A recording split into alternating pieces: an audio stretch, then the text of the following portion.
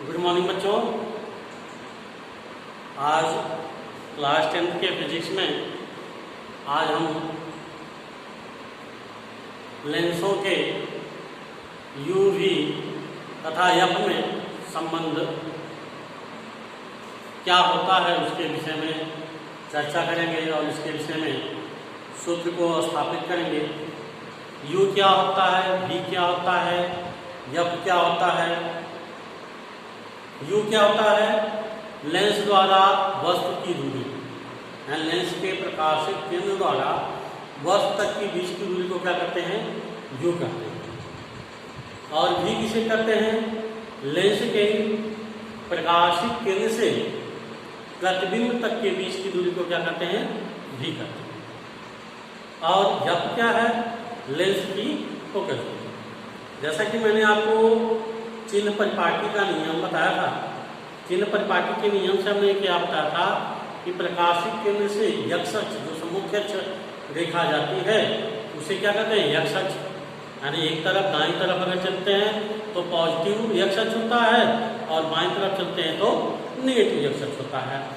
लेकिन यदि प्रकाशित केंद्र से ऊपर की तरफ चले, यानी ऊर्ध्वाधर ऊपर की ओर चले, तो वह क्या होता है? पॉजिटिव वाई अक्ष होता है। और नीचे की तरफ चले तो निगेटिव वाई अक्ष होता है। ठीक है। लेकिन हमने आपको एक और चीज बताया था कि इस चिन्ह परिपाटी के नियम के अनुसार उत्तल लेंस की फोकस दूरी किसी भी अवस्था में हो वह धनात्मक होती है और अवतल लेंस की फोकस दूरी क्या होती है? ऋणात्मक होती है।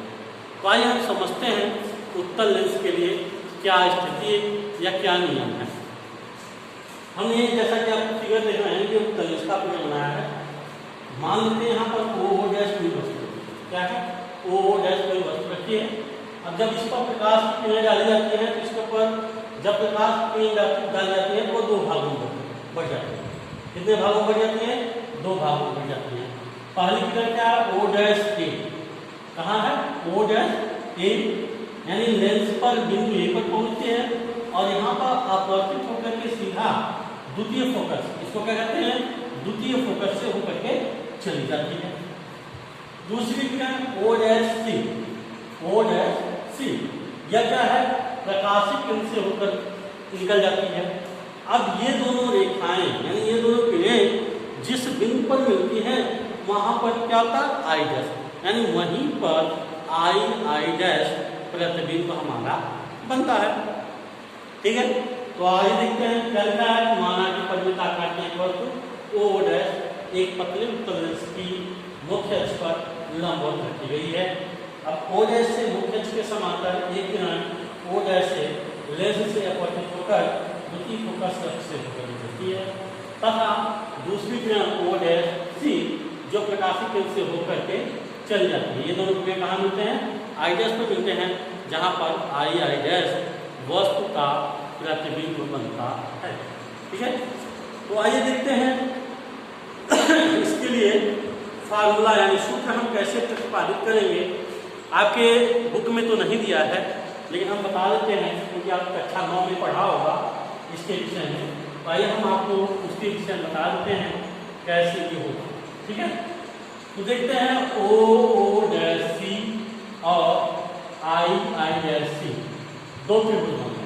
कौन कौन से? ओ डैश सी तथा त्रिभुज ओ डैश सी तथा त्रिभुज आई डैश सी में क्या हो जाएगा? ओ डैश बटे आई डैश, ओ डैश बटे आई डैश, इस पर क्या हो जाएगा? ओ सी बटे आई सी, ओ सी बटे आई सी। इक्वेशन नंबर 1 हो गया। इक्वेशन नंबर क्या हो गया? 1 हो गया।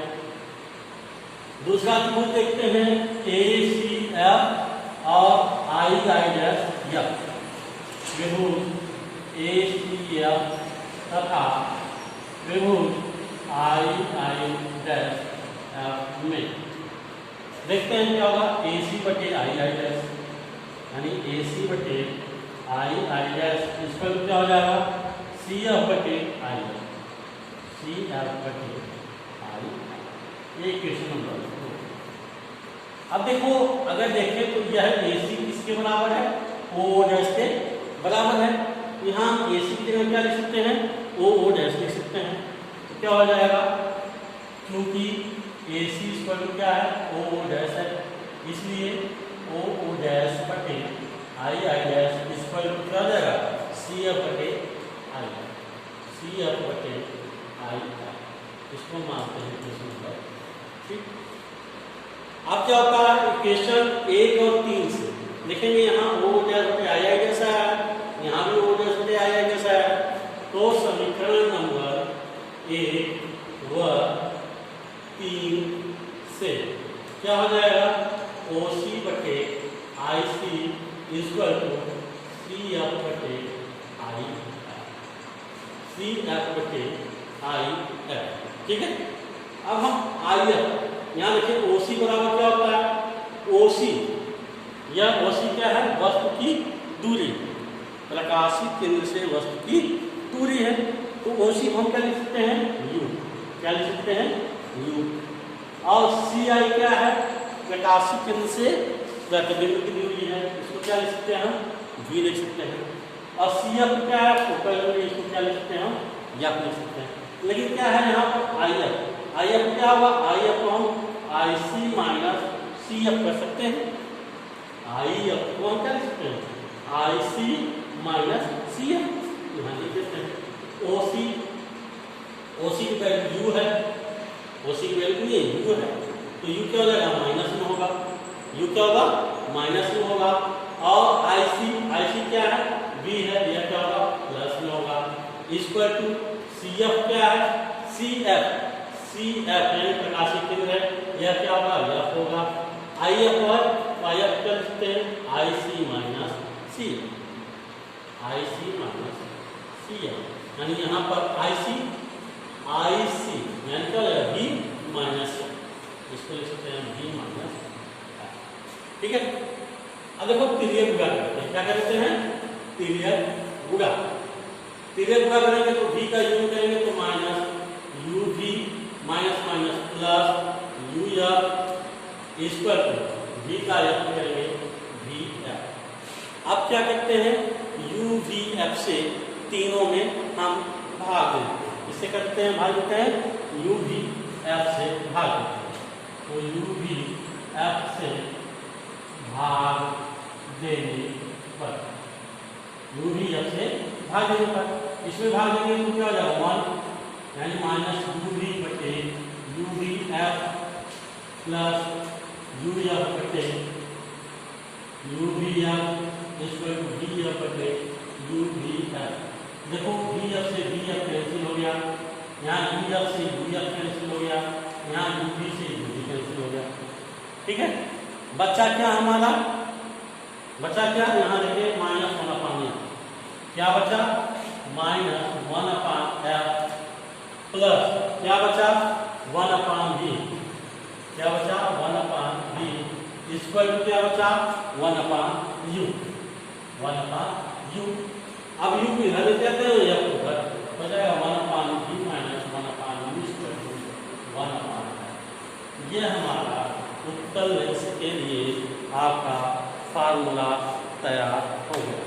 ठीक है, क्या है, 1/V minus 1/U equal to 1/F। ठीक है, ये आपके उत्तल लेंस के लिए फार्मूला हुआ। इसी तरह अवतल लेंस के लिए भी फार्मूला है। ठीक है, इसी तरह यही फार्मूला अवतल लेंस के लिए भी लागू होता है। ठीक है, तो आप अवतल लेंस के लिए फार्मूला निकाल लीजिएगा। तो कल हम आपको रेखीय आवर्धन पढ़ाएंगे, क्या पढ़ाएंगे, रेखीय आवर्धन। तो आई होप आपको ये चीज़ समझ में आ चुकी होगी। जो चीज़ न समझ में आए वो आप बाद में कमेंट करके पूछ सकते हैं। आज के लिए बस इतना ही, धन्यवाद।